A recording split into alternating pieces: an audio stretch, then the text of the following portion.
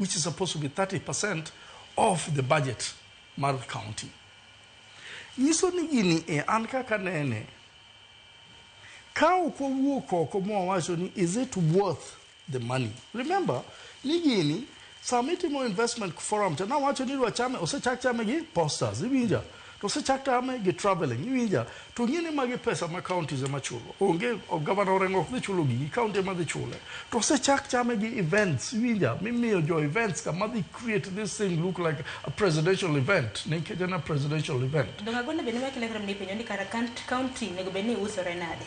mani penjo baduong nikech kan una kilose kotende kod posters angeni lendo bende samori timo e wang jowi radio stations mopo group nego bende timeyo machal nade wachacha kotende kod mano kapok onjo dondo seda adwa wacho ni moro kapok awacho ni mano an Agwanda Michael na yudo investor moro from Germany kendo naneno kosido no owacho gino in line of imadwa wacho ubiro Homa Bay anemo you will sign and I'm sorry Osido this have no sign gino ne jo pin ne kia kake wacho cha one wakelo investors from Germany wabiro wadhi governor he signed $4 billion. Governor Witi was there, the Governor Witi umor kabisa cabinet ne umor kabisa wa sign gigi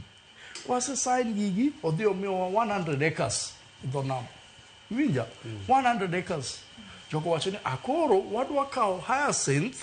mondo wa generate electricity from it mondo wa distribute to the national grid kaeto for CSR purposes wabro kelo factory maloso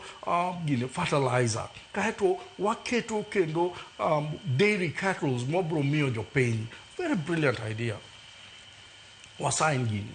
joko dok loka giduogo kagiduogo awinjo kosido no mention kochopo kacha to no kajo moko bedo kacha di CEC finance to gibedo pendo gino to assign wasemi 100 acres wadwaro equity any wadwaro share gini to mzongo penye ni share maram ango mi wacho ni share iketa ngo gini mi wacho ni share wadwa miyo county 10% of all the proceeds from the national grid back nikech waketo gini ka ini dwaro as an individual idwaro equity nango to jogo wacho ni kok inyalo miyo wa equity to onge gimo nyalo miyika mang'ano nodok moko keto gino Homa Bay kawuono Homa Bay will be generating electricity enough for everybody in Homa Bay iwinja penjo mowacho gimi penja ni tang'o mowinjore counties otim mondo gisell go their own county and first of all nyaki bedni in infrastructure mar ariyo nyaki bedni in gi resources infrastructure ni nyaka bedni ber ji nyalo riembo everywhere kuma ginyalo dhiye resources be nyaki bedgo in gi land in gi beaches in gi gik moko minyalo kwano ni in go and thirdly owinjore wachni and business friendly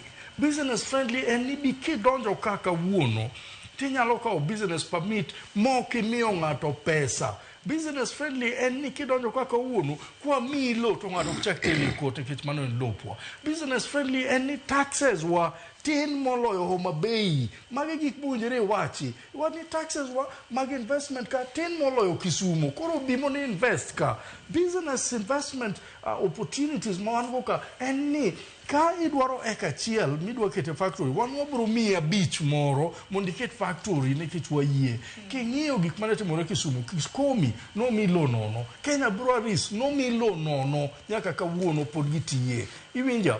factories mang'eny manentie Kisumu ni miyo lo nono ang'o momiyo ok wanyal ng'iewo lo kake mar Dominion cha to wawach ni ka iyie invest wamilo nono nikech sama gibiro cha nyiso ni giketo factory kanyo jogo biro chul joge mabiro mi taxes midwarogo en ng'ani we okel factory nikech ji matinde manyalo kelo factory